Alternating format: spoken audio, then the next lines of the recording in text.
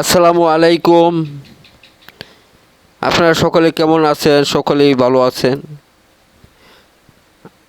আমি Rasel blog 01 YouTube channel থেকে আপনাদেরকে স্বাগতম জানাচ্ছি।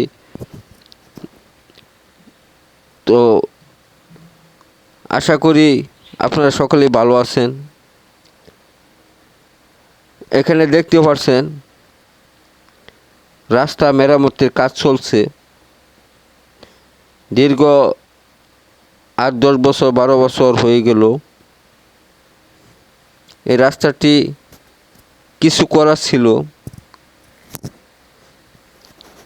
খোয়া দিয়ে, তো অনেক কষ্ট হচ্ছিল এই রাস্তা দিয়ে চলাচল করা। মানুষের খুব একটা ভোগান্তি, অনেক কষ্ট, মানে কি বলবো।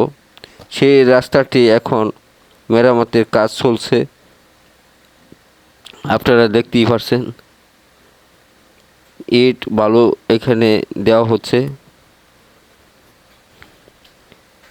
তো এই রাস্তাটি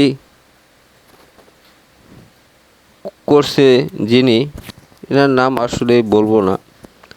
তো এখানে আপনারা এই রাস্তাটি কেমন মেরামত হচ্ছে, কেমন হচ্ছে, এটা আপনারা কমেন্টের মাধ্যমে বলবেন।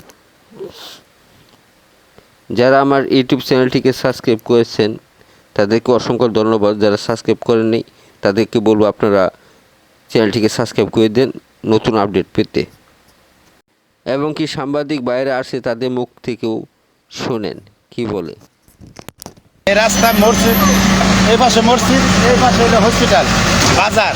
এই জায়গায় মানুষ যাতায়াত করতে পারে না। এই মুরব্বীরা অনেক কষ্ট ভোগান্তি, মানুষ গাড়ি যাতায়াত করতে পারে না। এবং এনাজপুর বাজার থেকে আপনার হাজার হাজার গাড়ি বাইরে, এরা গাড়ি ফাইসা যায়, যাতায়াত ভোগান্তি, অনেক ভোগান্তি, কাঁচামাল।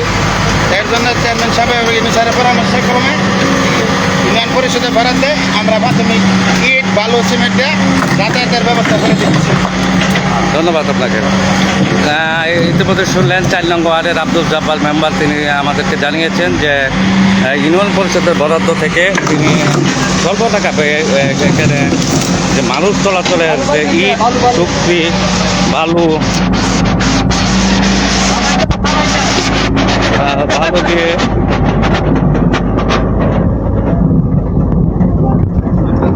স্বপ্ন দেখি, স্বপ্ন দেখায়, জীবন নামের যুদ্ধে